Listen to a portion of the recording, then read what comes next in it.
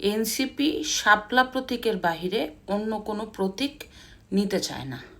ইতিমধ্যে এনসিপির শীর্ষ নেতারা গণমাধ্যমে জানিয়ে দিয়েছে শাপলা নিয়ে কোনো ধরনের আপোষ তারা করবে না।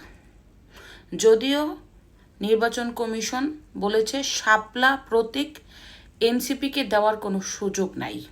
এনসিপি বলতে চায় তাদেরকে শাপলাই দিতে হবে। এখন শাপলা দেওয়ার মধ্যে যদি কোনো বাধ্যবাধকতা থাকে, এটা এনসিপির দেখার বিষয় না। কারণ এনসিপি একটা বড় দল, সবাই জানে কিংস পার্টি।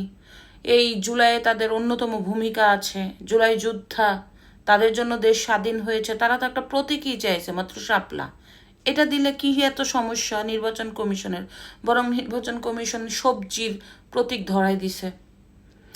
তো এতে আবার সার্জিস বলছে যে নির্বাচন কমিশনের প্রতীক মানুষের হাস্যরসের ব্যাপার হয়, সেই প্রতীক কেন রাখে নির্বাচন কমিশন?